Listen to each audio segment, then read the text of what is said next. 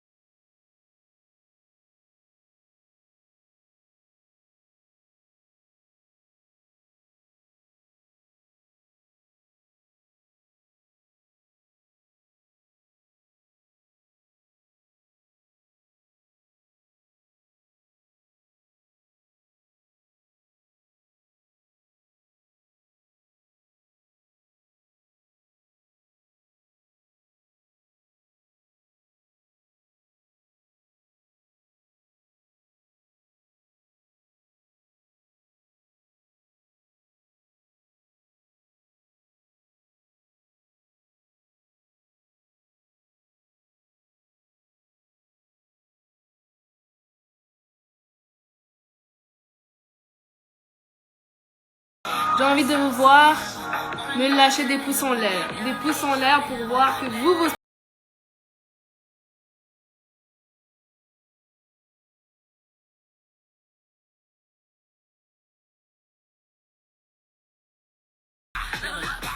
Des pouces en l'air, je vois des cœurs monter. Yes. Coucou tout le monde. Ça fait plaisir de vous voir en tout cas. Ça fait plaisir de vous retrouver en tout cas. Merci, merci, merci, merci, merci, merci, merci. En tout cas, on partage les lives. J'arrête pas de partager également les lives. Ah, voilà. Le générique est passé, hein, comme vous le savez, on est toujours là pour level up, pour monter de niveau, comme vous pouvez le constater. Alors, aujourd'hui, on va recevoir une personnalité, une personne, une femme inspirante, une femme qui avec son parcours, on va vraiment vous expliquer comment elle est arrivée là où elle est. Donc, franchement, je vais pas trop dire, mais je vais quand même faire un petit peu le générique, parler un petit peu de l'émission quand même.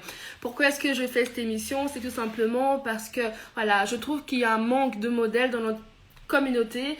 On parle souvent des grands entrepreneurs comme Martin Zuckerberg, on parle souvent, comme je dis, de Elon Musk, des grandes personnalités, mais voilà, nous avons également des entrepreneurs, en tout cas dans notre communauté. Malheureusement, on ne met pas souvent ces entrepreneurs en lumière. Et moi, je me suis donné comme challenge de vraiment vous montrer un maximum, en tout cas, sur mon plateau, et aussi juste, pas forcément des personnes qui ont absolument, c'est pas forcément des entrepreneurs, mais des personnes qui sont inspirantes ou des personnes qui ont abouti à quelque chose, qui ont réussi, qui ont impacté la vie des autres. Je trouve aussi que l'entrepreneuriat, c'est plus vraiment la même chose qu'au XXe siècle. C'est vraiment, maintenant, on veut impacter les gens, on veut apporter notre pierre à l'édifice. C'est hyper important de se rendre compte que c'est plus vraiment juste pour le fric, au fait. Les gens le font pour laisser une trace sur cette terre. Donc voilà, si vous êtes toujours là, laissez-moi des pouces et je vais sans plus tarder prendre notre invité du jour et voilà, elle va nous parler un petit peu, va nous expliquer un petit peu son parcours, comment est-ce qu'elle est arrivée là et des conseils qu'elle va nous donner également. Donc sur ce, je vois qu'elle est dans le public, donc je vais tout de suite la prendre. Super.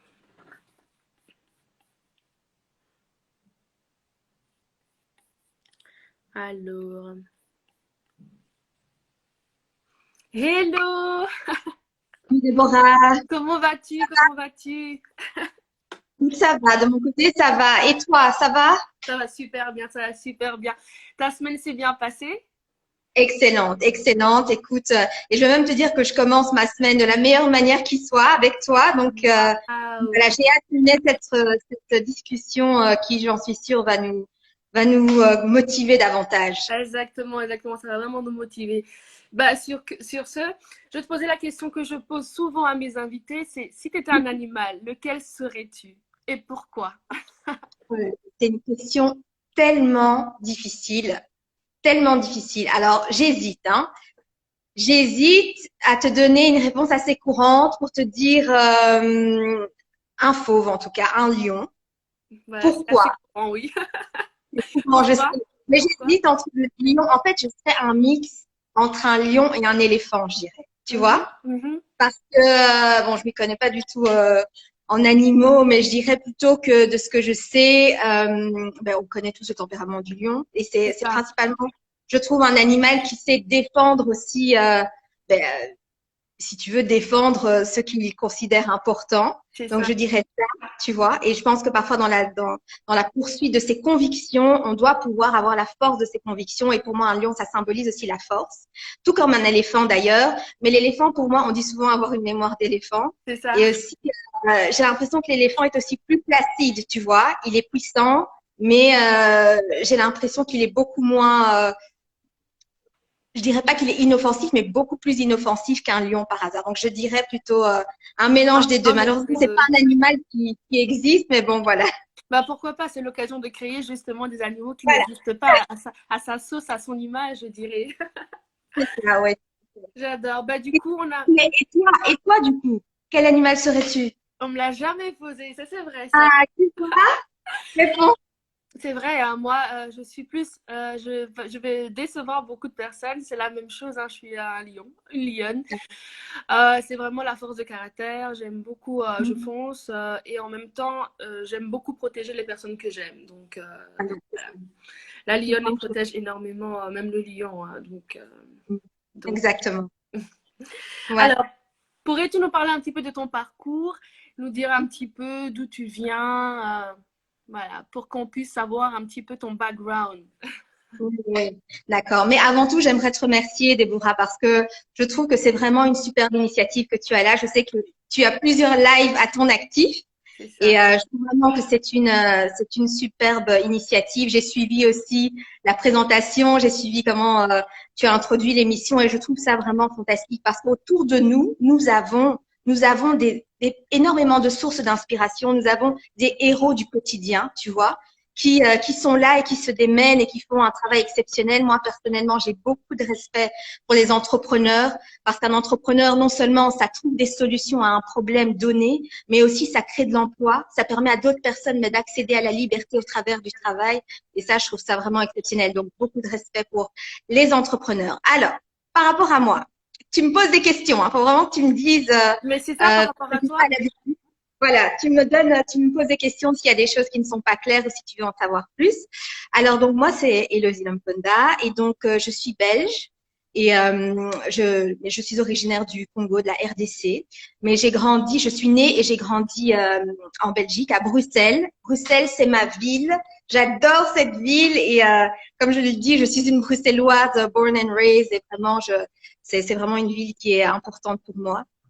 Donc voilà. Alors actuellement, donc je travaille au ministère des Affaires étrangères et j'avoue qu'après avoir terminé mes études en études européennes, donc faculté de sciences politiques, j'ai eu la chance de trouver relativement rapidement du travail. Et j'ai directement commencé à travailler au ministère des Affaires étrangères. Au début, c'était dans le cabinet Didier Reynders où j'ai fait 6 ans et demi, il me semble. Et puis, j'ai été conseillère de Philippe Goffin. Et aujourd'hui, donc, je suis au sein de l'administration des Affaires étrangères et j'aime beaucoup mon job. parce que j'ai la chance de pouvoir être au service de mes concitoyens ici, qui sont ici en Belgique, mais surtout ceux qui sont à l'étranger. Pour moi, ça n'a pas de prix. C'est une énorme motivation pour moi. Quand je fais quelque chose, j'ai besoin de sentir, j'ai besoin de savoir que, tu vois, ça a un sens, que mon travail a un impact. Et à mon humble niveau, j'ai vraiment l'impression de pouvoir sentir ce sens et cet impact. Donc, au niveau professionnel, il y a cela. À côté de ça, tu le sais certainement, j'ai créé une association qui s'appelle Des livres sur les pirogues. Et Des livres sur les pirogues, c'est ma passion, quoi. C'est un projet qui est né il y a plus de 5 ans. Et on est une toute petite structure avec plein de bénévoles, non, on est à 12 bénévoles ici et là-bas. C'est déjà ça, en effet. Et voilà, donc j'aurai l'occasion d'en parler. C'est quelque chose qui me tient vraiment à cœur. On essaie vraiment de donner à la jeunesse des territoires riverains du fleuve Congo les outils, les moyens pour pouvoir se construire un avenir meilleur. C'est ça. Parce que pour moi, l'éducation, c'est vraiment, comme on dit, le passeport pour un meilleur lendemain. Je pense que l'éducation, c'est vraiment la clé. C'est ce qui nous permet de combattre les inégalités. C'est le moyen pour combattre les inégalités par excellence. Et nous, on travaille vraiment à aider ces enfants à accéder à l'éducation en toute sécurité et en toute dignité. Wow. Donc, voilà. Bah justement, tu vas peut-être nous parler un petit peu de l'ASBL, l'association, justement, vu que tu as un peu abordé. C'est quoi, qu'est-ce que vous faites surtout?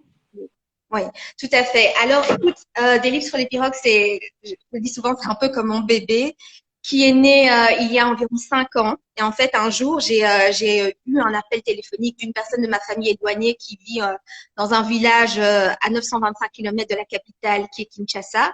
Vraiment un village très difficile d'accès qui s'appelle Mankenza. Et on prenait des nouvelles et moi, je demande des nouvelles. Et la personne me dit, écoute, nous, ça va pas du tout.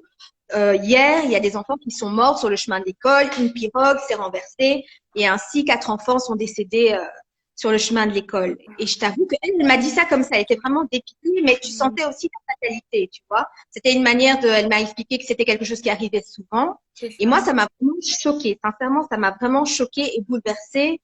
Et j'arrivais pas à comprendre comment à l'époque, comment en 2016, je crois qu'on était en 2015 ou en 2016, comment est-ce que des enfants pouvaient se noyer sur le chemin de l'école, pouvaient aller à l'école et ne pas être sûr de rentrer sain et sauf, tu vois. Et du coup, moi, j'ai eu plein de questions à lui poser. Je lui ai demandé, mais comment ça se fait? Est-ce qu'il n'y a pas de route? Est-ce qu'il n'y a pas de pont? Qu'est-ce qui se passe? Et en fait, la personne était tellement encore sous le choc de l'émotion. Elle m'a dit, écoute, le mieux, c'est que toi-même, tu viennes et que tu te rendes compte de la situation. Mais je pense que quand elle m'a dit ça, elle se disait, ouais, elle ne viendra jamais. Et non. En fait, je sais pas où j'ai puisé cette force. J'ai décidé tout à coup d'y aller.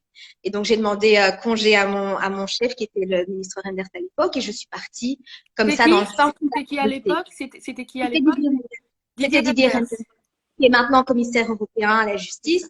Et voilà, donc je suis allée vraiment sac à dos, ne connaissant pas du tout la région, quoi, tu vois. Ouais. Et j'ai été avec des amis que j'avais motivés, qui étaient également convaincus de la nécessité d'agir. Mais il faut savoir qu'on arrive là-bas, dans un endroit qui est extrêmement difficile d'accès. Je vois que des gens demandent où trouver des infos sur le sujet. Nous avons une page Facebook qui s'appelle Des livres sur les pirogues et on a un site internet qui est en maintenance. On est également sur Instagram. Donc, Déborah, peut-être qu'on pourra mettre ça. Je partagerai le lien. C'est les livres sur les pirogues. C'est ça, oui. Merci. Et donc voilà, donc j'arrive dans cet endroit difficile d'accès. Il faut déjà savoir que pour arriver là-bas, à partir de Bruxelles, donc on prend l'avion jusqu'à Kinshasa, ça va. Mais de Kinshasa, il faut prendre un avion pendant 2 heures et demie jusqu'à la capitale de la province de l'Équateur, qui s'appelle Mbandaka. Et de là, on a dû prendre un bateau qu'on appelle canot rapide, mais qui n'est pas du tout rapide. Et ça nous a pris pratiquement 8 heures pour arriver dans le village. Wow. Et donc, le fleuve, c'est le seul moyen de se déplacer, c'est le seul moyen de locomotion.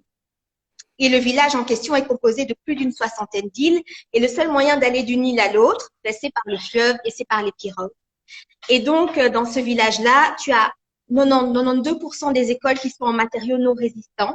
Et ce qui fait que 2 fois par an, quand le niveau de l'eau monte, mais les écoles du village sont balayées parce qu'elles sont construites en matériaux non résistants comme de la paille, etc.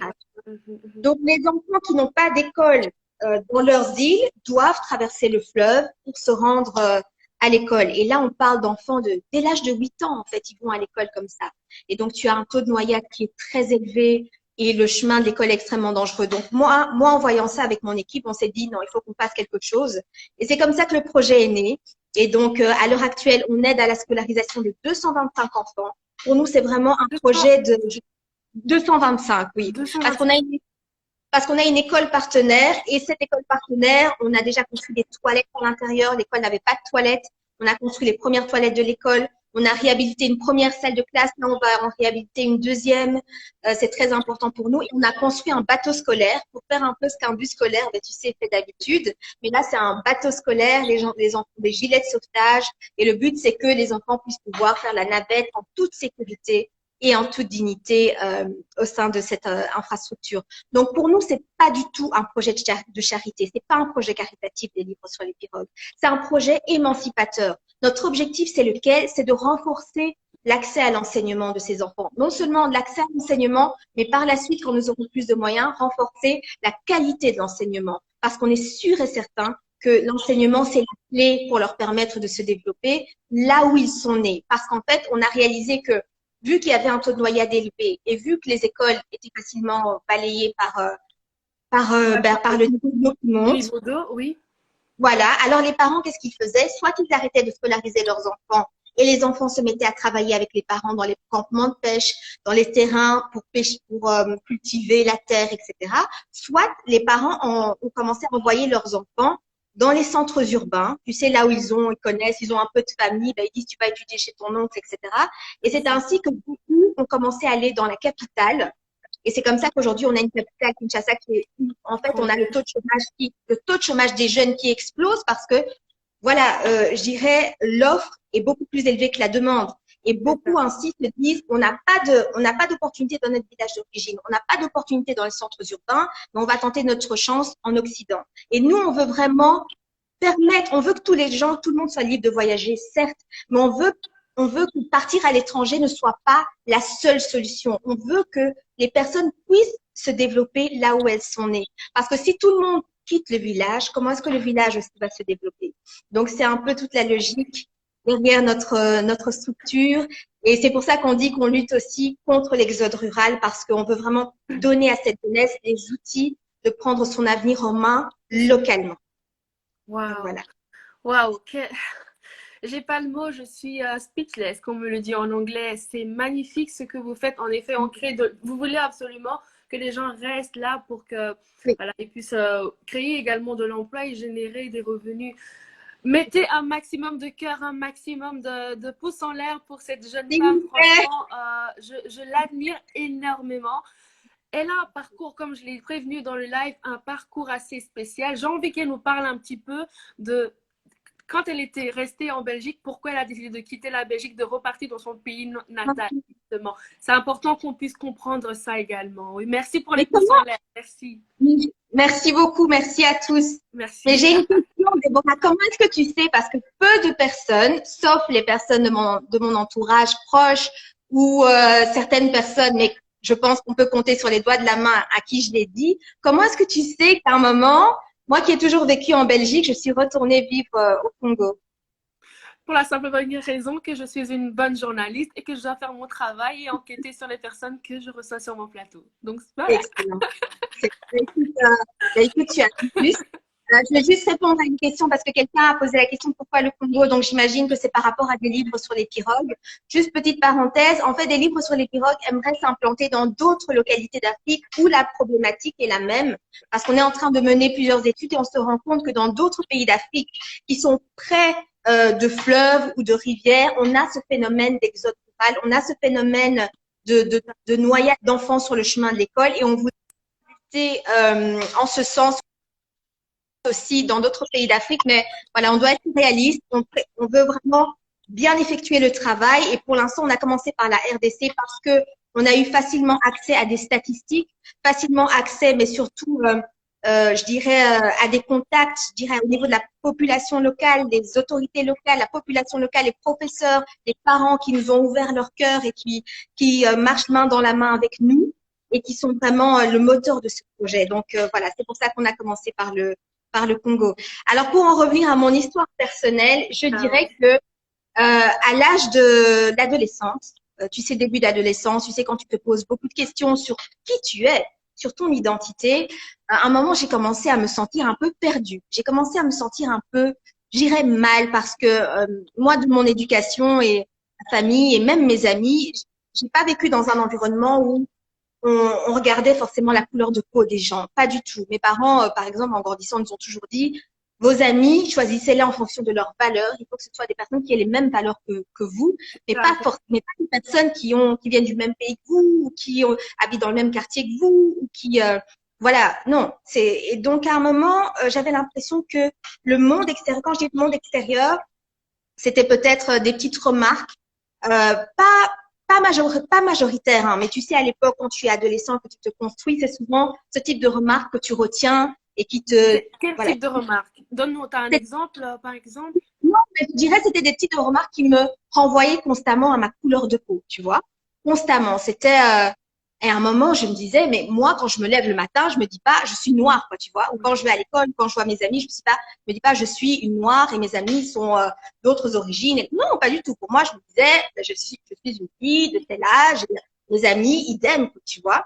Et j'avais l'impression, c'était des remarques, c'était, oui, mais peut-être que les Africains font pas comme ça en me regardant, tu vois. Et moi, je me disais, avant d'être une Africaine, déjà, je suis une Belge comme toi, et je suis avant tout un être humain qui pose mes propres choix et mes choix ne sont pas conditionnés à ma couleur de peau ou à mon origine, pas du tout.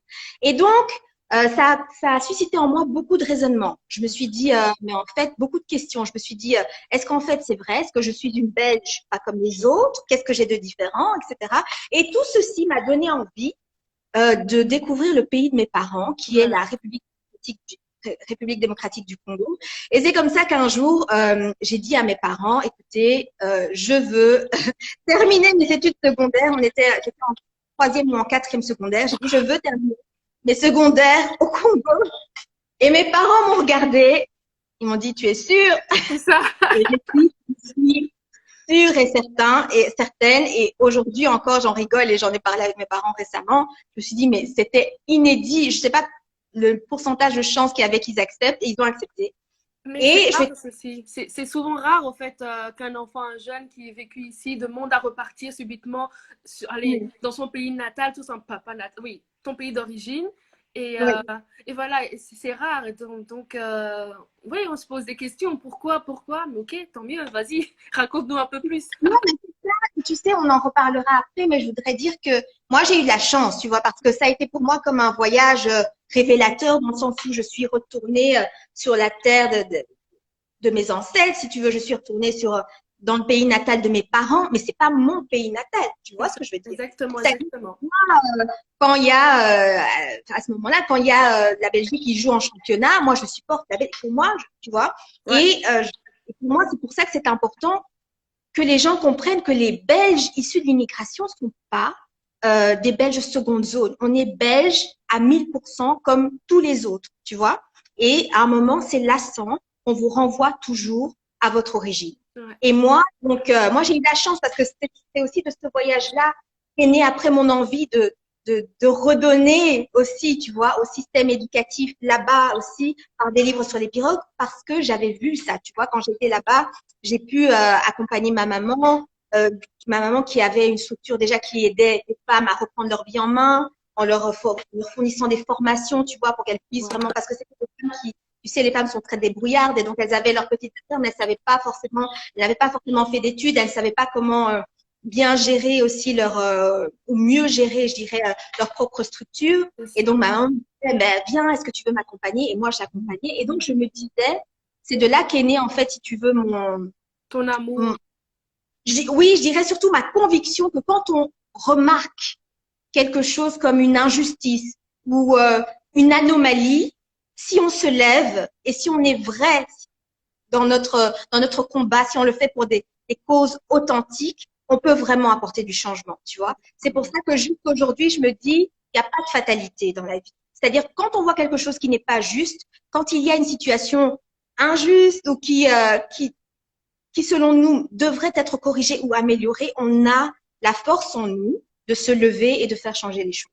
Et donc voilà, au Congo, j'ai beaucoup visité. Je suis restée dans la capitale à l'époque, hein, mais j'ai pu vraiment me déplacer et ça m'a permis un peu de faire la paix avec moi-même et me dire, bah, tu sais, voilà, voilà ton histoire, mais c'est pas ton avenir. Tu vois ce que je veux dire? C'est Ça ça, m'a permis de savoir d'où je venais et on dit souvent pour savoir où tu vas, tu dois savoir d'où tu viens. d'où tu Tu viens. vois? Ouais. Donc moi, je suis quelqu'un, je revendique ma belgitude. La Belgique, c'est mon pays. Et je sais aussi d'où viennent mes parents. C'est Et ça, pour moi, c'est important de ne pas renier qui l'on est. exactement.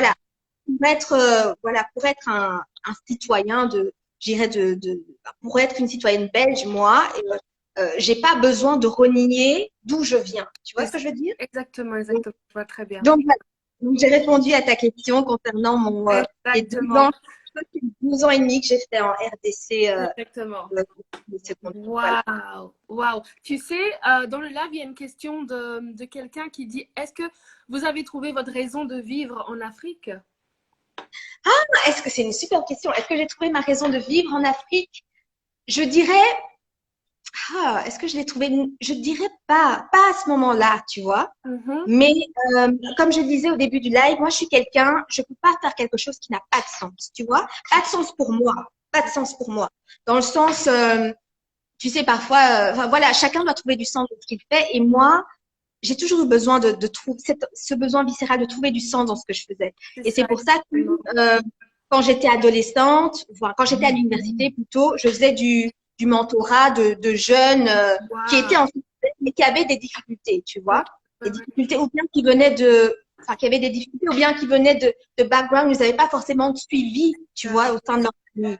Et c'était important pour moi, voilà, j'ai pas énormément d'expérience, mais c'était important pour moi de partager mon histoire, tu vois, avec ces jeunes et de leur dire, leur faire prendre confiance en eux et conscience qu'ils ont le potentiel, tu vois. Parce que parfois, les gens ont juste besoin qu'on prenne le temps de leur rappeler qu'ils exactement. ont tout en eux pour réussir. Et donc, c'est en faisant des choses comme ça que je me suis rendu compte que je me rapprochais de mon objectif de vie, si tu veux. Moi, j'ai besoin de ça. Et quand j'ai été engagée aux affaires étrangères et que j'ai eu l'occasion, l'opportunité de pouvoir être au service de mes concitoyens, C'est ça, j'avais l'impression que mon travail avait du sens, tu vois. Et quand exactement. je m'implique dans des livres sur les pirogues, alors là, je sens vraiment que ce que je fais a du sens et je sens là que je fais ce que je suis C'est censée ça. faire. Donc voilà, je dirais pas que j'ai trouvé le sens de ma vie en Afrique. Mais Je ça t'a dirais que aidé. Ça t'a un peu peut-être aidé. ça m'a beaucoup aidé. Ça m'a Voilà, beaucoup aidé. Énormément. Énormément. exactement. Mais justement, du coup, quand tu es venu ici, donc quand tu es revenu en Europe, Ouais, t'étais arrivé à quel âge? T'as c'est ça. recommencé? C'est comment? C'est comment? Alors, je suis arrivée, j'étais gonflée à bloc. Donc, j'ai terminé mes secondaires là-bas. Donc, j'ai fait, je crois, de ma 4e secondaire à ma 6e secondaire là-bas. Et puis, je suis revenue ici et j'étais gonflée à bloc. Je me disais, voilà quoi. Tu vois ce que je veux dire? Vraiment, comme on dit, bien dans ses baskets. Tu vois ce que je veux dire? Waouh! Je suis revenue ici et je me suis dit, bah, tu sais quoi? Ben, peut-être c'est pas grave. C'est pas grave si peut-être demain j'ai de nouveau une expérience où quelqu'un me renvoie à mes origines. Mais ça me limite pas, tu Ouais, vois. Mes origines, mes racines sont une richesse pour moi. Et mes racines et mon passé ne déterminent pas mon avenir. Je crée mon avenir chaque jour, tu et vois. comment tu Et je l'as vais te créé? dire, Et et je comment vais tu te l'as dire, créé? mais je vais juste te dire que moi, j'ai pas eu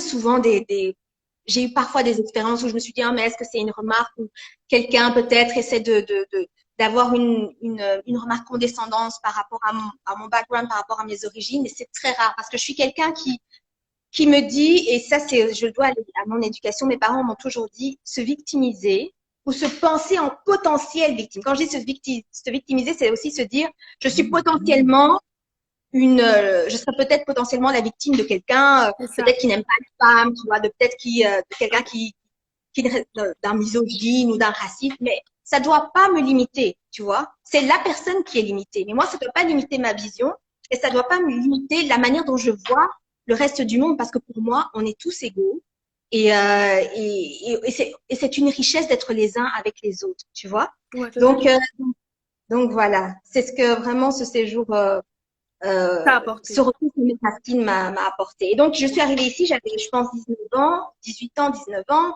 J'ai commencé à l'université, j'ai fait des études de droit. J'ai fait un bachelier en droit et puis j'ai étudié en Écosse où j'ai fait un bachelier en European Business Law, en droit européen des affaires. Parce que au départ, je voulais être avocate, tu vois. Donc, voilà, je t'ai expliqué un peu comment je réfléchis. Donc, d'où tu te dis être avocate, tu vas défendre la veuve et l'orphelin.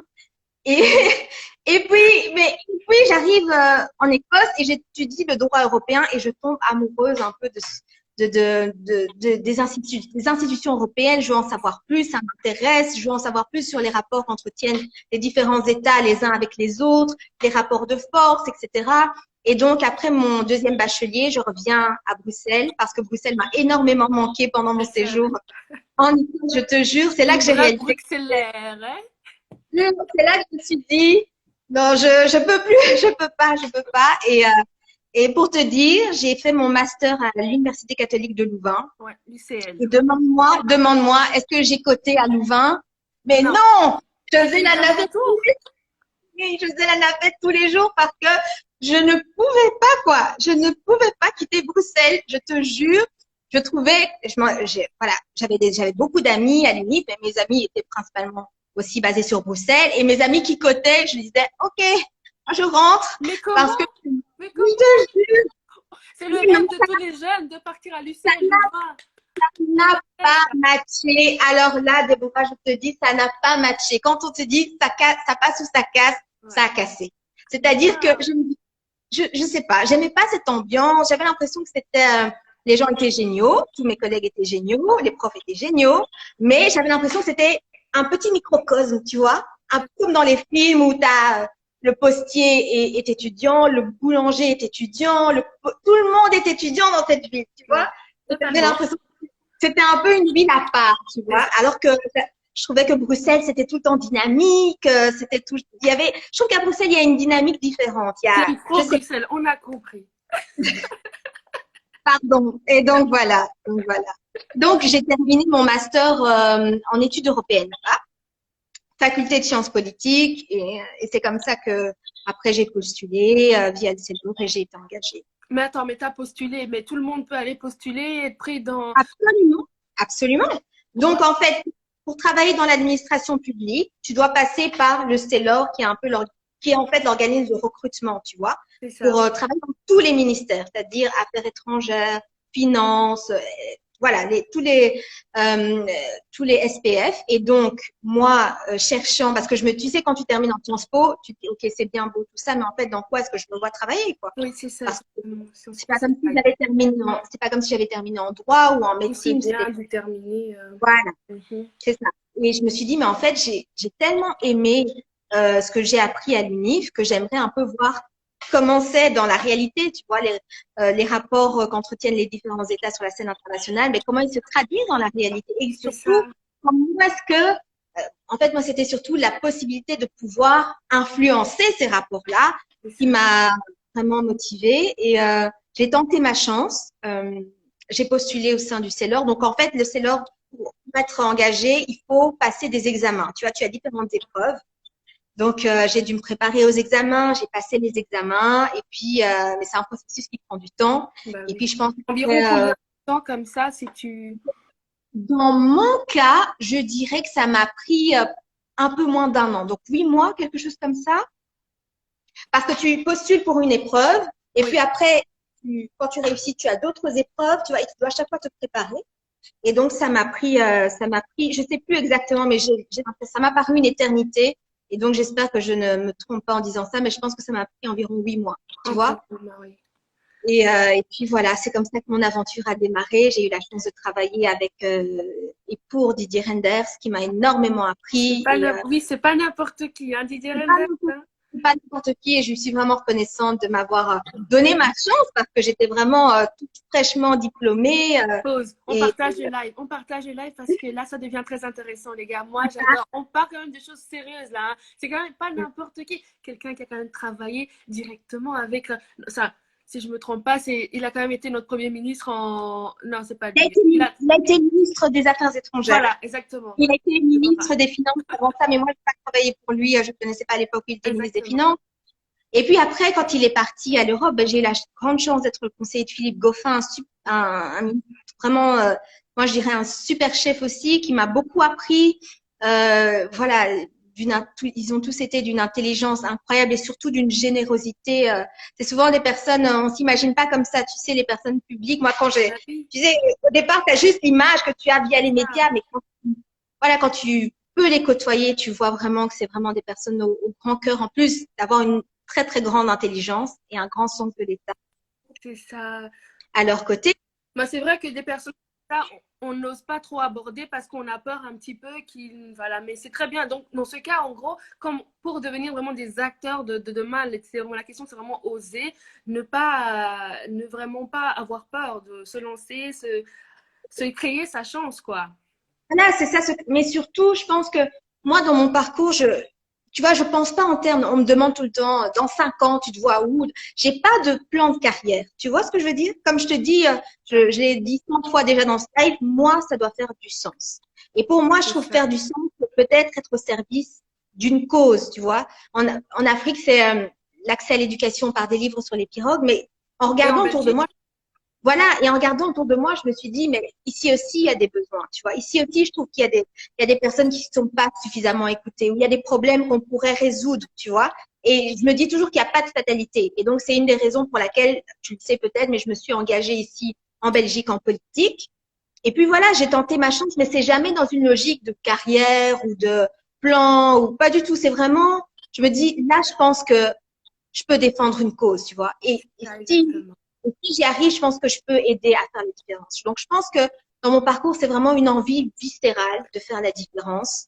Et c'est ça qui me motive. Et d'ailleurs, dans mon parcours politique, c'est vraiment quelqu'un qui s'appelle David Lester, qui a été mon prof parce que j'ai étudié avant d'aller en Écosse. J'étais à l'EFEC et David Lester, c'est un jeune, il a genre, je crois qu'il a 36 ans, mais ça a été mon prof à l'UNIF et enfin à l'EFEC et c'est quelqu'un de formidable qui a vraiment de très très belles valeurs, C'est ça. qui quelqu'un qui est dans cette logique de pouvoir de vraiment être au service de Bruxelles, des Bruxellois et surtout permettre à tout le monde d'acquérir les outils de se créer, pour pouvoir se créer un avenir. Et voilà. Et donc, c'est David qui m'a lancé en politique parce que quand j'ai voulu me lancer, ben, je connaissais pas les partis. Et moi, je n'ai pas écouté les gens. Tu vois, quand j'ai voulu me lancer, j'ai pas dit, j'ai pas demandé aux gens de mon entourage, vous vous y connaissez en politique, je devrais aller où d'après vous? Non. C'est ça. Quand j'ai pris cette décision, j'ai passé au crible les programmes de tous les partis. Et parce que je voulais vraiment décider en connaissance de cause. Je déteste qu'on me force la main. C'est ça. Et c'est comme ça que j'ai reconnu mes valeurs au sein du mouvement réformateur, la valeur de la liberté, la responsabilité, le travail, mais aussi la solidarité. Et voilà, c'est comme ça que je savais que mon ancien prof de l'époque était là-bas. Donc j'ai dit à David, David, moi j'aimerais me lancer et rejoindre le mouvement réformateur, mais est-ce que tu penses que c'est le bon choix? Comment est-ce qu'on se lance en politique? Donc il ne faut pas avoir peur de poser des questions dans tous les domaines. Et David m'a accueilli les bras ouverts et surtout m'a permis de me retrouver dans voilà, au sein de cette structure où au départ je ne connaissais personne. Donc voilà, j'ai pu faire de très belles rencontres aussi, surtout rencontrer des personnes de conviction et voilà. Waouh, une vraie bleue, quoi. Une vraie, mais je dirais, je suis pas, enfin moi, tu sais que ce soit dans tous les domaines, que ce soit dans des livres sur les pirogues, dans mon travail, je dois être alignée avec mes tes valeurs. ouais. Il y a J'adore.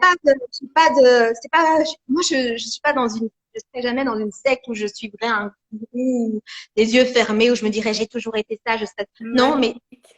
quand je suis mes valeurs, parce que moi je dois être fidèle à mes valeurs, je dois pouvoir me regarder le matin et me dire, ok, ce que je fais, c'est conforme à la manière dont je vois les choses. Et quand si c'est pas le cas, alors je prends mes clics et mes claques et je pars.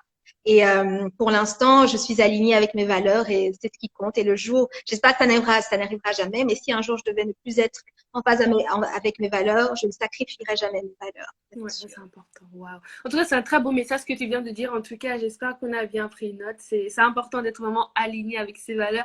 Je pense que je t'ai kiffé directement dès le premier regard. Et, et c'est le coup de foudre. Et je m'en doutais parce que ton histoire, tu es inspirante. Et en même temps, comme les gens le disent dans le live, waouh, bravo pour ton parcours. Tu as un parcours magnifique. Et franchement, les gens sont super contents. Les gens un maximum de cœurs. Maximum de Mhm. cœurs visibles pour elles. Oui. J'ai vraiment besoin de voir des cœurs Mais, monter pour mais elles. mais tu sais pourquoi j'aime beaucoup ce genre d'initiative telle que la tienne, c'est parce que moi, je le dis souvent, j'ai eu la chance et j'ai la chance encore maintenant d'avoir des mentors, tu vois. Je trouve que la représentation, elle est extrêmement importante. C'est-à-dire que moi, si je fais ce que je fais aujourd'hui, c'est parce que non seulement j'ai eu sur ma route des personnes qui, à un moment donné, m'ont donné de bons conseils, mais aussi j'ai pu voir des personnes aussi au sein, enfin, qui, parce qu'elles étaient là, je me disais, ben, ça veut dire que c'est pour moi aussi, tu vois. Et c'est pas Totalement. forcément des personnes qui sont forcément des femmes comme moi, ou forcément des jeunes comme moi, ou forcément noires comme moi. C'est pas forcément ça, tu vois. Mais à chaque fois dans mon parcours, j'ai pu avoir comme ça des sortes de mentors, des personnes qui m'ont permis de décider en connaissance de cause. Et autour de nous, on a beaucoup de personnes, toi-même, tu en es une, on a beaucoup de personnes inspirantes, tu vois, qui chacune dans leur domaine, sérieusement, qui chacune dans leur domaine apportent quelque chose de positif, Exactement. font, sont en train de défier, de challenger, mais surtout de bousculer le statu quo et d'apporter quelque chose de positif à la société et on les connaît pas, tu vois. Les médias n'en parlent pas, alors on ne sait pas qu'elles existent et c'est très important de pouvoir, par des initiatives telles que la tienne, pouvoir mettre en lumière et transmettre des messages qui vont faire que peut-être une petite fille ou un petit garçon qui aujourd'hui a, une petite fille, je dirais adolescent qui aujourd'hui a 15 ans va se dire, ah, tu sais quoi, Ouais. c'est pas interdit, quoi. C'est pas parce que dans mon entourage, il y a personne qui travaille là que moi, je peux pas travailler là. Pas parce, et c'est important comme ça. C'est comme ça qu'on brise aussi certains cercles, je dirais, vicieux ou certaines limites. C'est Voilà. ça. Waouh. J'adore. En fait, justement, Kamala, celle maintenant aux États-Unis. Sa Oui, maman, franchement, elle a dit la même chose. C'est oui, avoir des personnes enfin, des mentors, des personnes à qui on peut oui, identifier, permet de créer des rêves pour des jeunes filles ou des jeunes hommes qui veulent juste oui. un jour aussi, dans leur tête, ils se sont peut-être pas dit, ils se sont peut-être dit, j'arriverai jamais. C'est Et ça. grâce à vous, grâce aux personnes qui réussissent, ça nous dit, waouh, on peut y arriver. Et qui Ouais. nous Et apprend Kamala, aussi. elle a un parcours formidable qui est aussi Exactement. tu sais, au niveau de ses convictions, il y a des convictions auxquelles j'adhère, il y a des convictions auxquelles j'adhère pas. On n'est pas forcément, on n'est pas d'accord sur tout, mais sincèrement, dans son parcours, je trouve que voilà, c'est une personnalité à force de son travail, Exact. à force de rien lui a été donné, hein. Elle a été le chercher, c'est à force de son travail C'est ça. qu'elle est là, tu vois. Et je pense que chaque fois qu'une personne parvient à briser le plafond de verre, on doit le célébrer, tu vois Exactement. un homme qui devient le premier, je ne sais pas trop, le premier homme à avoir à atteindre, je sais pas, telle fonction, tel objectif, il faut célébrer. Si c'est une femme, de même. Et je me souviens, tu sais, j'avais partagé sur les réseaux sociaux, sur Twitter, ben, que c'était inédit d'avoir pour la première fois une vice-présidente qui soit une femme, déjà de un, alors qu'on est en 2021. C'est ça. Et ok, de surcroît issu de l'immigration. Et tu sais, tu as des gens sur Twitter qui sont venus, qui me disent oui, mais pourquoi toujours amener les gens à leur genre? Mais pas du tout, justement. Justement. Justement, le genre ne doit pas être un critère Ouais. de sélection, tu vois. Mais justement, s'il faut attendre des siècles et de très nombreuses années pour avoir la première femme qui accède à un rang très élevé au niveau du processus de décision, là où les décisions se prennent, c'est qu'il y a eu un moment qui voyait son genre. Et c'est ça qu'on doit combattre. Et comment on combat ça? Comment on change les mentalités? C'est par l'éducation. C'est Exactement. par l'école. Et c'est pour ça que moi, je rejoins mon président de parti, Georges Boucher, quand il dit l'école, c'est le lieu par excellence pour pouvoir, je dirais, changer, inverser la tendance et permettre de lutter contre les discriminations parce que c'est notamment là, moi, je trouve que l'on change les mentalités et c'est par l'éducation et c'est par la formation qu'on permet aux gens, aux jeunes, tu vois, de concrètement prendre les rênes de leur destin. Et c'est là, parce que c'est facile de dire à quelqu'un, oui, tu sais, ton passé, ton parcours, ton quartier, la famille dans laquelle tu nais, ça ne compte pas. Tout ce qui compte, c'est les efforts que tu veux mettre en place pour pouvoir atteindre ton objectif. C'est vrai. Mais il faut aussi que quand cet enfant met réellement toutes les chances de son côté, un jeune qui étudie, un jeune qui essaye vraiment, qui s'accroche dans les études et qui à un moment obtient son diplôme, doit pouvoir trouver du travail. Quand il est sur le marché de l'emploi, il doit pouvoir, il ne doit pas être discriminé, il doit pouvoir créer, saisir cette opportunité et pouvoir créer ce meilleur lendemain pour lui-même. Donc, je pense que l'école, c'est vraiment la clé. Waouh, magnifique. L'école, c'est la clé. Waouh, waouh, waouh. Ici, j'ai une question dans le live, c'est quelles sont les causes qui vous font sens en Belgique? Ah, c'est une bonne question. C'est une très bonne question. Déjà, comme je dirais, mon travail, ma profession, au sein du ministère des Affaires étrangères, fait que chaque jour, quand je me réveille, je me dis, génial, je vais faire quelque chose qui a du sens aujourd'hui. Parce que je vais pouvoir, d'une manière ou d'autre, hein, servir mes concitoyens qui sont peut-être, je sais pas, bloqués à l'étranger ou voilà. Donc pour moi, c'est des choses comme ça qui font du sens, tu vois. Ensuite, je dirais le mentorat que je peux faire, c'est très important pour moi. J'en fais moins qu'avant parce que je veux vraiment voir dans quelle capacité, parce qu'avant j'étais dans une ASBL quand j'étais plus jeune, quand j'étais aux études, j'étais dans une ASBL qui faisait ça, et puis après maintenant j'en fais moins. C'est plutôt des personnes de mon entourage que j'ai la chance de d'avoir comme mentee, si tu veux, de pouvoir auprès d'elles je peux faire du mentorat. J'aimerais en faire plus et juste partager mon expérience, tu vois. Et moi, je trouve que ce qui est très important, c'est aussi le réseau. Donc, surtout pour les entrepreneurs aussi, le réseau, c'est tellement important parce que ce qu'il faut, c'est l'information. Et parfois, dans certains milieux, on n'a pas l'information, tu vois. Tu as les compétences, mais si tu sais pas qu'il y a une possibilité de postuler là, bah, tu n'auras jamais le job, tu vois. Et donc, c'est pour ça que je trouve que le réseau, c'est très important. Donc, j'essaye à mon très humble niveau d'être un mentor et j'essaye aussi de pouvoir transmettre les informations que j'ai, mais c'est pas encore, c'est pas structuré, tu vois. Et ça, j'aimerais vraiment pouvoir le structurer à l'avenir. Et aussi, c'est mon engagement politique. Au sein du mouvement réformateur, je suis pas, comme je le dis souvent, je suis une bleue en politique dans le sens où je suis toute nouvelle, tu vois. Je viens pas d'une famille de politiciens, j'ai pas fait de la politique depuis des années et des années. Je vais au contact des gens et j'essaie de trouver, j'essaie surtout d'écouter beaucoup, surtout les étudiants parce que, bah, tu sais, maintenant je pense que tu as compris, pour moi. La jeunesse est très importante. La jeunesse est très importante. Je dis pas que les aînés sont pas importants, mais voilà, parfois j'ai l'impression que la voix de certains n'est pas suffisamment entendue. Et donc j'essaye vraiment d'aller au contact d'entrepreneurs, de jeunes, d'étudiants, etc., de parents aussi, pour voir un peu, prendre des notes et voir un peu dans quel domaine est-ce qu'il y a vraiment des challenges et réfléchir un peu aux solutions qu'on peut apporter, toujours en collaboration, tu vois, parce que moi, je pense que les solutions, elles viennent pas des personnes qui sont toutes seules, je sais pas, dans leur coin, qui se disent, ah, Eureka, j'ai trouvé, je sais ce qu'il faut pour telle catégorie de personnes. Non, je pense que c'est en étant en contact des gens. On peut comprendre la réalité, hein, comme ça.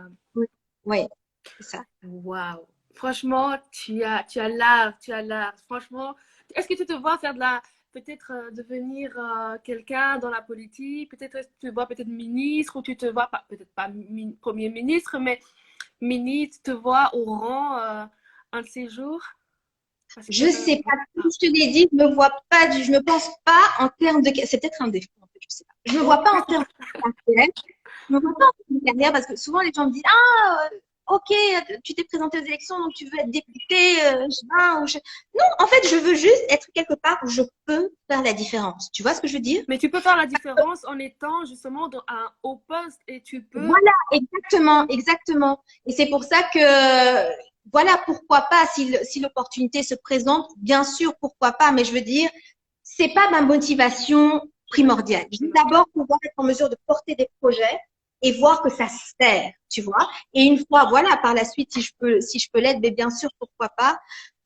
Et surtout être un signal aussi pour montrer à des petits garçons et des petites filles que là où ils veulent être, ils ont vraiment leur place. Donc pour moi, c'est important. C'est une des raisons pour lesquelles j'ai été très heureuse de voir que l'année passée, on a eu la première femme première ministre en Belgique. Tu imagines, il a fallu attendre 2020 pour qu'une femme soit première ministre. Ouais, mais et ça n'a pas duré longtemps non plus. Hein.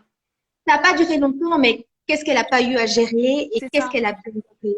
Et Sophie Wilmès a vraiment tout mon respect, toute mon admiration, pas parce que c'est une femme, Ouais. mais parce que je trouve qu'elle a très bien fait son boulot. Elle a très bien Et, fait son boulot. Pendant le et Covid, elle a maintenant, géré comme elle pouvait gérer. Pour moi, comme elle c'est un pouvait, gros comme modèle. elle pouvait, une pandémie qui est inédite et auquel voilà tous les gouvernements essaient de faire face. Donc voilà, donc je pense que c'est un très beau signal pour tous les enfants ici. Tu vois, tu imagines la petite fille qui jusqu'ici se disait oh mais non, peut-être que je pourrais être, je sais pas moi, ministre, mais jamais la Belgique n'aura de femme première ministre. Et voilà, un autre plafond de verre qui tombe et je trouve que c'est important. Voilà. Pam! Et c'est parti. Voilà. J'adore. Alors, il y a une question ici. Hein. J'adore les questions aujourd'hui. Hein. Donc, j'ai un peu loupé. Mais je les vois pas, moi, les questions. C'est normal. J'arrive pas à les voir. Ici, c'est c'est normal. justement, beaucoup d'entrepreneurs se révoltent contre le système scolaire. Qu'en pensez-vous? Oui. Donc, Mais oui, c'est une question que je suis en train d'étudier en ce moment. Je suis vraiment en train de m'informer sur la question. Mais moi, je vais parler, par exemple, de mon parcours personnel. Par exemple, je vais dire la vérité. Moi, d'ailleurs, je pense que c'est une conversation que j'ai eue récemment avec quelqu'un. Déjà pour dire, avec l'association, maintenant, parfois, on dit que je suis une entrepreneur sociale, n'est-ce pas? c'est ça, Et hein, c'est, entrepreneur social, ouais. Social voilà. entrepreneur. Mais je vais dire, encore aujourd'hui, j'ai du mal à dire que je suis une entrepreneur parce que pour moi, je me considère pas déjà comme une entrepreneur, déjà de base. Parce que en grandissant, tu sais, à l'école, ça m'est jamais venu à l'esprit de me dire que je pouvais me lancer, créer moi-même, je sais pas moi, un business. Et puis, non, pour moi, et pour te dire, c'était quelque chose d'assez nébuleux pour moi. Tu vois, C'est ça. je me disais, ok, Très donc, lointain. voilà, parfois tu entendais des parents et tu disais, ah ok, tel parent est peut-être, comme on dit, femme d'affaires, ou chef d'entreprise, mais tu te dis, comment est-ce qu'on devient chef d'entreprise? Et donc, dans ma tête, à un moment, je me disais, ah oui, c'est les gens qui ont fait économie, tu vois, la section économie. Oui, oui, oui. Dans ma tête, je me disais, c'est les gens qui ont fait économie qui vont devenir des entrepreneurs. Et en fait, c'est seulement en grandissant très, très tard que je me suis rendu compte que tout le monde pouvait devenir entrepreneur. Tu vois ce que je veux dire? Ouais, je vois tout à fait. Et donc vraiment, c'est ça. Et je pense que l'école doit vraiment, dès le plus jeune âge, essayer vraiment d'inculquer ça aux enfants. Voilà, parce que souvent on dit aux enfants, qu'est-ce que tu veux être? Tu veux être un vétérinaire, tu veux être un médecin, tu veux être un avocat, tu veux travailler dans un bureau, qu'est-ce que tu veux faire? Et je pense qu'on devrait vraiment aussi plus mettre l'accent sur cette possibilité-là, l'entrepreneuriat. Et surtout aussi, je sais que dans certaines écoles, il y a des concours de mini-entreprises et ça, je trouve ça tellement fabuleux. Magnifique. Tellement fabuleux. Permettre aux enfants d'avoir cette conception-là déjà dès le plus jeune âge parce que c'est aussi des concours qui poussent les enfants à la créativité. On les met face à un problème et celui qui parvient de la manière la plus créative et la plus durable aussi à résoudre le problème gagne le prix. Et ça, je trouve ça très important. Une autre chose sur laquelle je trouve qu'il faut mettre l'accent, c'est changer la conception de l'échec, tu vois. Souvent à l'école, l'échec, comme on dit, c'est comme si c'était fatal, tu vois. Oui.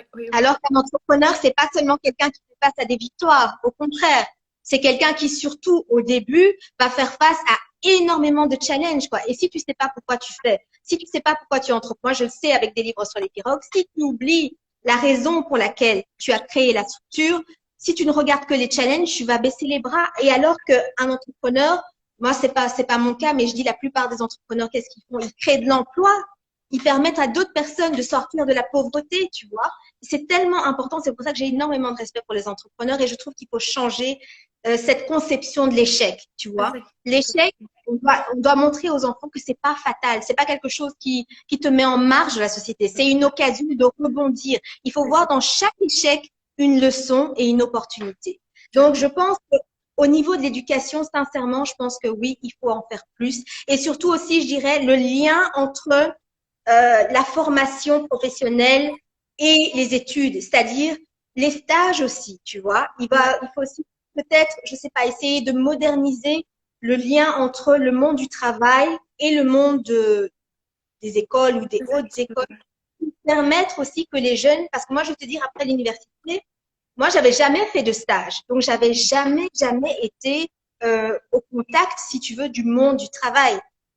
Et quand tu n'as jamais eu ce pied-là dans le monde du travail, parfois c'est difficile de s'intégrer. Tu vois, je trouve que les stages sont très importants parce que c'est aussi une porte d'entrée qui te permet, bah, si ton stage se passe bien, tu peux rester au sein de l'entreprise. Donc, je pense qu'il y a quelque chose à faire au niveau du lien entre le monde du travail et la formation professionnelle. Mais voilà, j'apprends encore, je me renseigne et voilà. J'aime beaucoup. Mais en fait, moi, je ne veux pas non plus mettre toute la responsabilité sur l'école. Moi, je veux le mettre aussi sur les parents aussi qui doivent inculquer à leur enfant que l'échec en soi, c'est pas une fatalité. Donc, ça vient Oui, des deux côtés. oui, Donc, tout à fait. les profs, parce que moi, pour moi, j'admire beaucoup les profs. Pour moi, c'est des Mhm, personnes qui forment pour l'avenir, qui nous inculquent des valeurs, parce qu'on passe beaucoup de temps avec eux aussi. Et moi, j'ai mhm. toujours respecté les profs et je respecterai toujours les profs. Il y en a qui sont pas bien, mais il y en a d'autres qui sont meilleurs aussi. Et je trouve qu'on Formidable. valorise pas, C'est on met exactement pas ça. assez en lumière ces profs. Et Mhm, voilà, mhm. Tout à fait. l'entrepreneuriat doit venir aussi du sein de l'environnement familial. Donc, on doit nous l'inculquer. Et c'est pas que d'ordre de l'éducation. Ça, Au c'est niveau des cours. par rapport à l'école. Alors, voilà, vous êtes déjà entrepreneur, Elonzi, dit le coach, parce que c'est un coach. Hein. Il est dans le live, il pose des questions, mais faites attention, c'est un bon coach. Alors, il Non, y a une mais c'est question exactement ici. Pardon? non, c'est vrai, j'accepte et c'est parce que j'ai tellement de, De casquette, comme je peut-être. dis, hein. Non, non, c'est juste que moi j'ai toujours été quelqu'un qui avait beaucoup de d'admiration pour les entrepreneurs, tu vois. Et je voyais ces entrepreneurs qui parvenaient à gérer des structures, ça peut être ça peut être une équipe de d'un petit nombre d'employés, tout comme des méga structures, mais c'est incroyable de gérer autant de responsabilités. Donc, les entrepreneurs, vraiment, chapeau à vous. Vraiment. Chapeau. Je Alors, il y a une question ici aujourd'hui. Comment mettre en valeur l'expérience acquise? Donc, question Hmm, de 228 Black Ray. oui, c'est une très bonne question. Et donc, comment mettre en valeur l'expérience acquise? Donc, je veux dire l'expérience accumulée sur le marché, sur le marché de l'emploi ou c'est ça? Alors, on va partir sur le marché de l'emploi parce que je pense bien qu'il veut parler de ça. Oui. Comment mettre en valeur l'expérience acquise? Comment soi-même, je ne sais pas très bien si la personne dit elle-même, comment elle-même mettre en valeur l'expérience acquise, parce que logiquement, l'expérience acquise doit être valorisée par par l'employeur, et bien sûr par l'employé qui doit prendre conscience de la valeur de son expérience, mais aussi l'employeur doit respecter cette expérience-ci. Donc, je ne Mhm. sais pas si la personne fait allusion à un cas particulier ou donc s'il y Bon, a des... on va peut-être lui laisser reformuler la question, peut-être pour ne pas. On va peut-être te demander de reformuler la question, peut-être de donner un exemple pour qu'on puisse situer, parce qu'elle est un peu vague, la question, en effet. Alors, moi, j'ai une question également pour toi par rapport justement à tes valeurs. Justement, c'était quelles valeurs as-tu développées durant tout ton parcours, en fait? Parce que j'aime bien entendre ça des entrepreneurs, des personnes inspirantes. Quelles sont les choses que tu as pu développer durant ton parcours, que ce soit dans ta vie, que ce soit dans ton parcours professionnel? Écoute, je te dirais, ça va peut-être te surprendre, mais mes valeurs n'ont pas changé avec l'expérience professionnelle. Et là, c'est la force, je pense, de l'éducation, comme tu disais tout à l'heure, de ce qu'on reçoit à la maison. Je dirais s'il y a une valeur que j'ai acquise en ma petite expérience, c'est la résilience. Wow. Parce que il y aura Résilient. énormément de moments où on sera tenté d'abandonner, quoi. Que ce soit sur le plan, et ça s'est vérifié sur le plan professionnel et sur le plan associatif avec des livres sur les pirogues, ou la résilience, quoi. Il faut s'accrocher. Quand on sait pourquoi on fait quelque chose, il y aura des difficultés, C'est ça. il y aura des obstacles, il y aura des personnes qui vont douter de vous ou de votre potentiel, et c'est important de connaître soi-même sa valeur. Tout à l'heure, on parlait de la valeur de l'expérience et C'est surtout, ça. surtout, de ne pas baisser les bras parce que nos rêves méritent vraiment qu'on s'accroche et qu'on s'attelle à les réaliser. Donc, et quand je parlais des valeurs, comme je te disais tout à l'heure, c'est très important pour moi dans tout temps, tout lieu, être en accord avec mes valeurs, aligné avec mes valeurs. Et ces valeurs, je les ai héritées de mes parents. C'est des valeurs que je pense mes parents m'ont inculquées. premièrement, l'honnêteté, la loyauté. Mes parents m'ont inculqué la valeur du travail très, très tôt. Donc, ils m'ont fait comprendre que le travail, c'est ce qui nous donne la liberté. C'est ce qui nous donne également la dignité et surtout, surtout, c'est ce qui nous permet après de pouvoir nous-mêmes aider les autres, tu Totalement. vois. Totalement. Aider les autres à s'aider eux-mêmes. Et pour moi, une valeur très importante pour moi, c'est la solidarité. Mais pas la solidarité qui, je trouve, et comme je te l'ai dit tout à l'heure, je déteste qu'on décide pour moi ou qu'on me force la main. Pas la solidarité qui est là, qui est la main tendue, tu vois. Je te donne. Parce que la main qui ne fait que donner, c'est aussi la main qui contrôle d'une certaine manière. Et moi, je veux contrôler ma vie, je veux contrôler ma vision et je n'accepte pas d'être limitée. Et donc, pour moi, ma vision de la solidarité, c'est aider les gens, si tu veux, à s'aider eux-mêmes, leur donner les outils qui leur permettent de se construire eux-mêmes un avenir meilleur. Parce que moi, j'ai reçu ces outils-là et ça m'a permis de me construire moi-même mon avenir. C'est comme si, tu vois, on te met un pied à l'étrier et toi, avec tes efforts, tu mets le deuxième. Pour moi, c'est comme ça qu'on aide quelqu'un, tu vois. C'est en lui disant, comme on dit, il y a un proverbe africain qui dit, c'est pas en pêchant, c'est pas en donnant à quelqu'un un poisson qu'on aide quelqu'un, c'est en l'apprenant à pêcher, tu vois. Bon, en gros, c'est un peu comme ça que je vois les choses. Moi, c'est comme ça que je vois la solidarité, tu vois. Et je pense que c'est vraiment comme ça qu'on aide quelqu'un.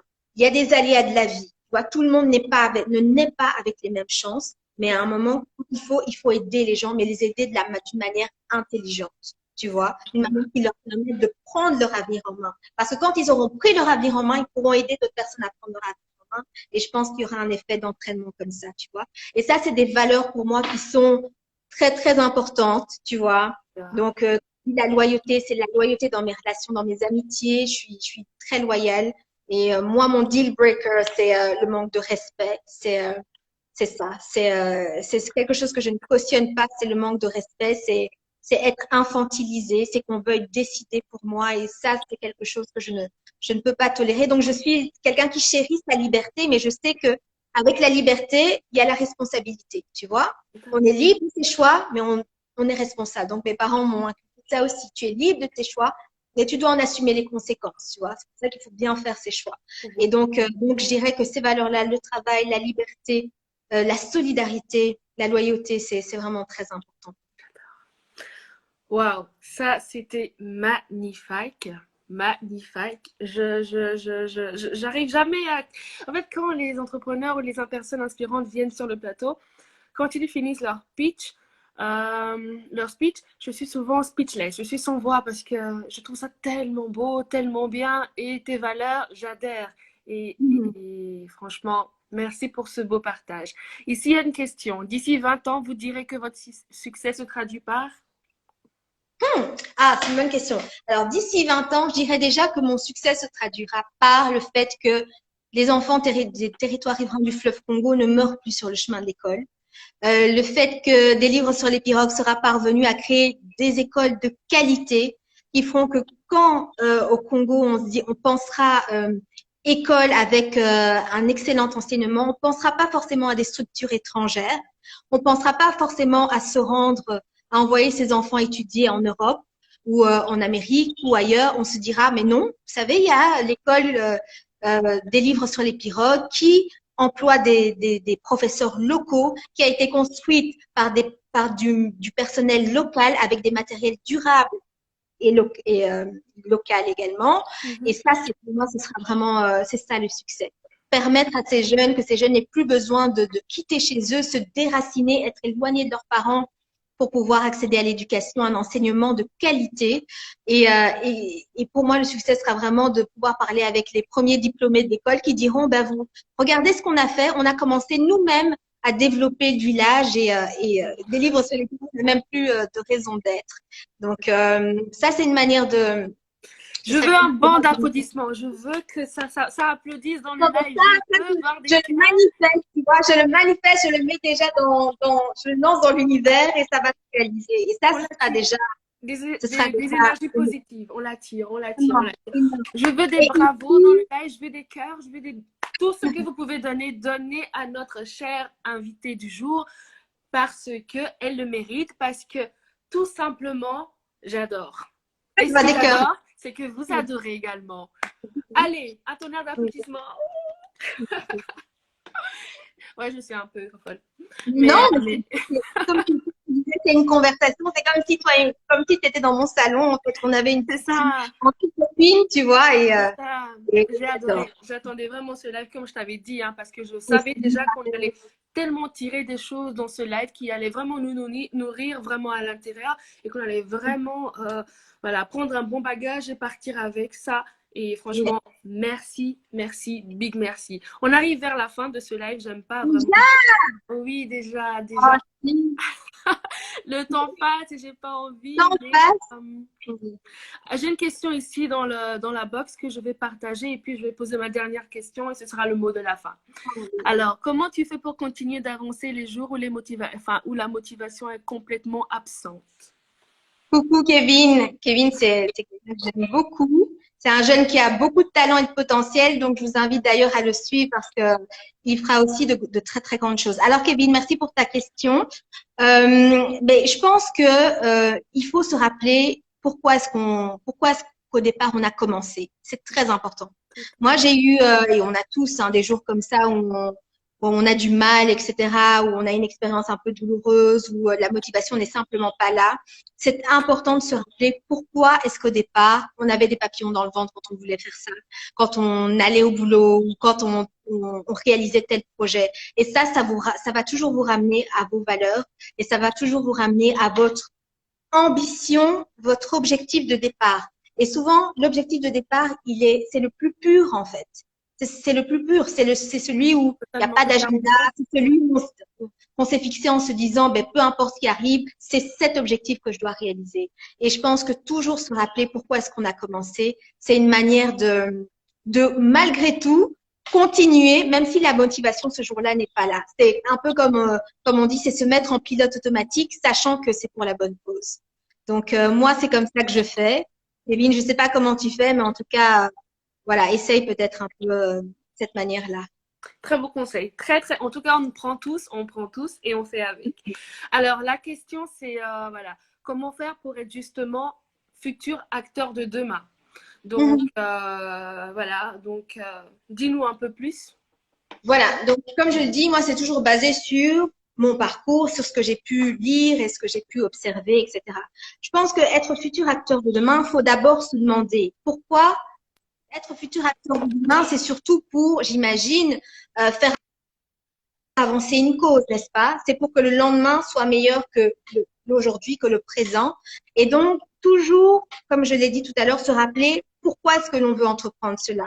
Et il faut que cet objectif-là soit aligné d'abord avec vos valeurs. Parce que si vous faites quelque chose qui est en dehors de vos valeurs, vous allez peut-être le faire, mais ça va être beaucoup plus difficile. Je pense d'exceller dans ce domaine-là parce que vous ne le ferez pas avec le cœur forcément. Donc, être un acteur de demain, je pense que c'est ça, c'est être aligné avec ses valeurs et savoir pourquoi est-ce qu'on le fait. Et surtout, se rappeler quand nous, on a la possibilité d'apporter le changement.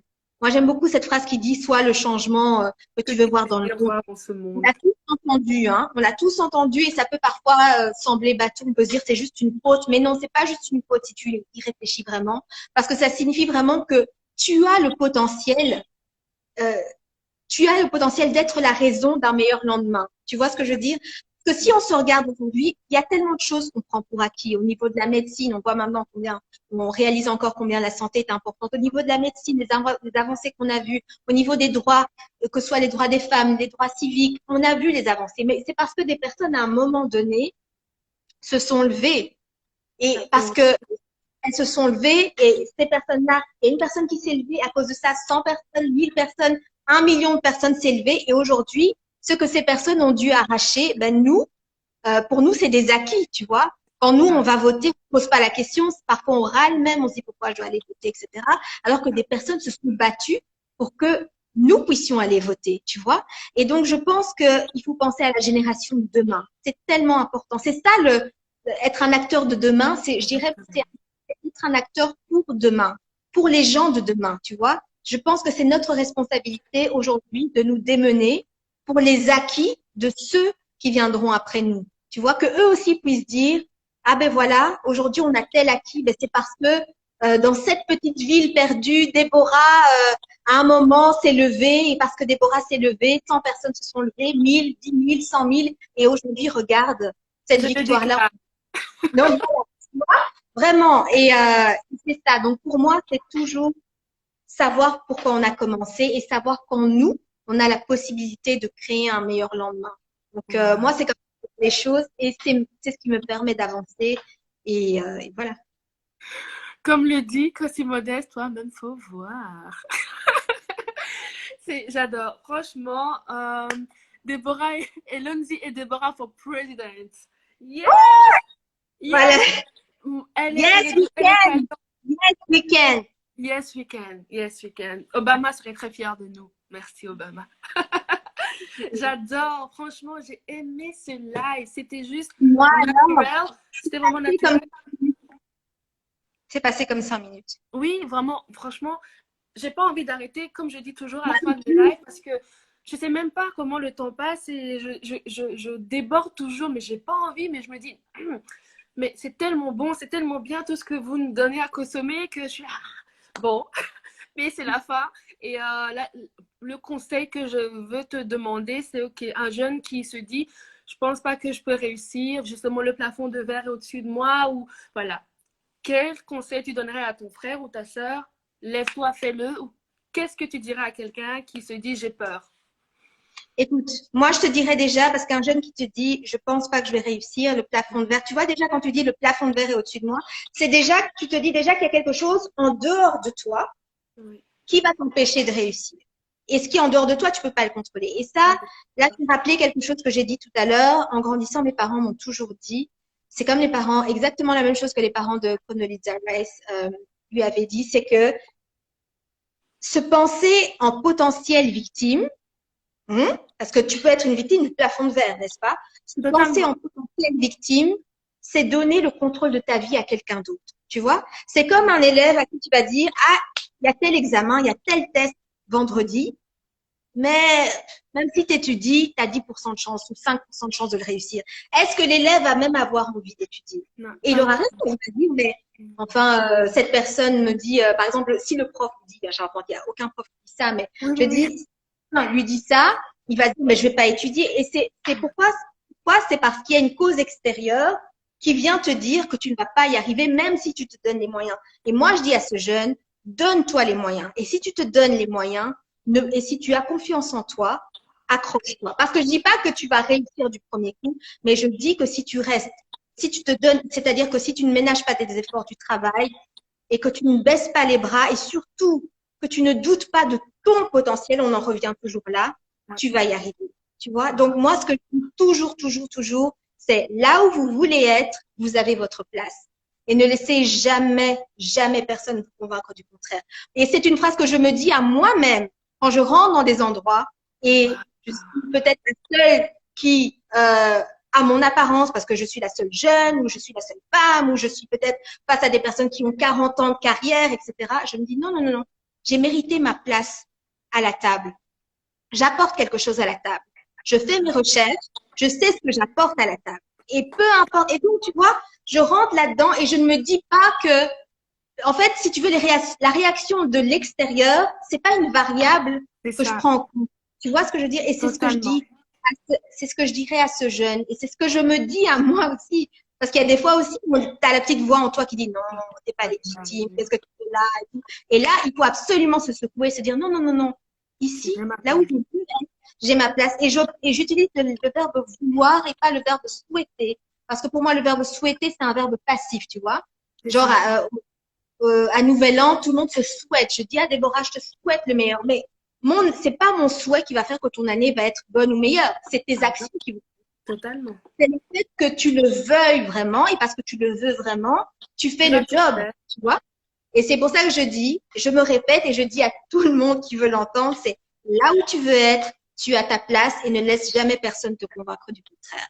D'ailleurs, Voilà. j'allais te poser cette question parce que j'ai entendu cette phrase dans parce que tu étais vraiment dans une audience Tu es dans Oui, une oui, audience et tu as dit ça et oui, tu étais en robe noire pour préciser. oui, j'étais en, Et tu étais j'étais là en et tu période disais noire. cette phrase. Je l'avais Oui, bien noté, j'allais te c'est dire, fou, dis-nous la phrase que tu c'est dis à fou. Mais tu chaque sais, c'est là, personne. en fait, il y a un truc bizarre qui s'est passé à ce moment-là, je te promets. Donc, j'arrive là et c'était pas prévu. Déjà, le présentateur que j'aime beaucoup, qui est un ami, il se trompe, tu vois. Il dit, Élodie de l'Association des livres sur les pirogues va nous présenter son nouveau livre. Donc, j'ai pris le micro, j'ai dit, mais c'est pas mon livre, c'est Moi, l'association.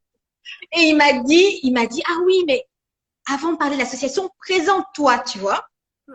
Parle de ton parcours et tout. Donc, avant de monter sur scène, quoi, tu vois. Donc, déjà, j'arrive devant cette foule qui n'était pas venue pour moi, by the way, et je me présente.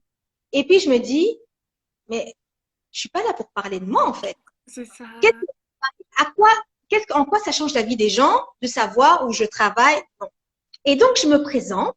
Et puis, à un moment, si tu regardes bien la vidéo, je pose pendant peut-être quelques secondes, mais pour moi, j'ai l'impression que ça fait comme une éternité, tu vois. C'est comme si tu peux entendre une mouche voler. Et puis, à un moment, je sais pas pourquoi, mais je dis aux gens, je dis, là où vous voulez être, vous avez votre place et ne laissez personne vous convaincre du contraire. Et là, on est vraiment en communion tous les uns aux autres voilà quoi. Et pour moi, c'est hyper important parce que c'est ce que je veux que les gens retiennent, tu vois. Quand Comprenne. je parle de mon parcours, c'est pas pour dire, s'il y en a qui ont déjà eu les mêmes parcours que moi, il y en a qui ont même eu des parcours plus brillants. Mais moi, je veux qu'ils retiennent ce que moi j'ai retenu, c'est que quand on se donne les moyens d'arriver là où on veut arriver, on ne doit pas douter de sa légitimité. Parce que au départ, tu sais, sur les réseaux sociaux, ou même sur LinkedIn, ou même sur les CV des gens, sur nos CV, on met que nos réussites, tu sais. Mais on met pas le nombre de fois où on a postulé, on n'a pas été pris, tu mets pas tu mets le titre de ton master, de ton examen, de ton diplôme, mais tu mets pas la fois où tu as passé l'examen et tu as raté. Tu vois ce que je veux dire? Je vois Et tout à ce que je veux vraiment que les jeunes principalement retiennent, c'est que là où on veut être, vouloir, c'est-à-dire se donner les chances d'y arriver, travailler soi-même, là où on veut être, on a sa place et peu importe ce que les gens diront, notre place, on la mérite et on doit se battre par le travail pour l'obtenir. Donc voilà, c'est ce que je J'adore. dis. J'adore. Un grand merci à toi. Le mot de la fin, justement, pour clôturer ce magnifique live qui était juste. J'ai les frissons, en fait. Oui, mais c'est vrai parce que c'était juste puissant pour moi. Tant d'informations venant d'une femme aussi inspirante. Tu dégageais, tu donnais sans cesse et sans même. T'es pas dans la retenue, tu donnes, tu partages. Donc, j'ai vraiment la chair de poule. J'ai Merci. reçu, j'ai reçu. Parce que Exactement. j'ai Parce que Donc voilà. Et Déborah, moi je voulais juste te dire un énorme merci parce que j'espère vraiment qu'on aura l'occasion de se voir en live parce qu'on s'est jamais vu encore et je te suis moi aussi et je vois combien tu es une source d'inspiration et encore très motivante. Et donc tu sais quand on a des discussions comme ça, les gens pensent toujours que c'est comme avec des livres sur les pirogues. Les gens ont l'impression que c'est toi qui donnes en fait, mais en fait tu reçois énormément. Tu sais, tu reçois énormément et moi j'ai reçu. Et je sais que lors de nos prochaines discussions et quand on se verra, je recevrai encore aussi de la motivation parce que j'apprends aussi parce que tu publies. Donc, continue vraiment ce que tu fais, c'est formidable. Et ça a du sens, vraiment. Moi, je parle souvent de faire du sens et ça fait du sens. Merci. Et donc, voilà, je voulais te remercier pour cette opportunité. Merci à ta communauté qui a suivi ce live, pour les questions. Merci beaucoup, beaucoup pour votre intérêt. Déborah va certainement vous mettre les liens vers l'association. On est là, on se démène et que ce soit en Belgique ou dans le sud, on est là, on travaille. Donc, prenez bien soin de vous et s'il vous plaît, n'oubliez pas que là où vous voulez être, vous avez vraiment une place. Wow. C'est vraiment amazing. Ouais. J'achète. Comme le dit Essa, j'achète. Franchement, merci encore. J'adore. Moi, je suis pas dans la retenue. Hein. Je pense que tout le monde le sait. Je suis vraiment. C'est pour ça que ce live était si fluide. C'est parce que déjà, l'énergie, elle est là. Je pense qu'on répond l'une à l'énergie de l'autre et c'est top. Et on est sur la même longueur d'onde. Donc, c'est super. J'adore. En tout cas, merci beaucoup. Je vous remercie, public. Vous étiez au rendez-vous, vous avez posé des questions, vous avez lâché des cœurs, vous avez joué le jeu. C'est ça que j'adore chez vous. Continuez comme ça, franchement, vous nous donnez de la force. À moi, aux intervenants également. Je me démène toujours pour vous trouver des perles, des personnes qui vont nous motiver, nous inspirer et auprès desquelles on peut apprendre énormément. Donc pour moi, si vous avez des entrepreneurs, si vous avez des personnes que vous voulez conseiller, n'hésitez pas à me suggérer. Avec plaisir, je ferai passer ces personnes pour vous. Je ferai toujours tout pour que vous puissiez acquérir un maximum d'informations, pour que vous puissiez être inspiré, comme mon nom le dit, l'inspirante Déborah. L'inspirant Déborah. En tout cas, je vous remercie encore. Merci à toi. De quoi? Je t'ai dit merci à toi. Oh, merci, mais de rien, avec plaisir. En tout cas, j'espère vous retrouver dimanche prochain parce que ce sera encore un live avec une femme aussi de caractère, avec aussi une histoire assez spéciale. Et vous allez découvrir cette femme et restez déjà abonnés et surtout, partagez le maximum d'informations autour de vous parce que ces lives, c'est toujours des petites pépites. Hein. On est bien d'accord? Sera au rendez-vous. On sera au rendez-vous. C'est ça, on est bien d'accord. Hein. On est bien d'accord. Hein. On est bien d'accord. Hein. On est bien d'accord. Super. En tout cas, j'adore. Merci beaucoup et je te fais des gros bisous. On se dit tout de suite de l'autre côté, toi et moi.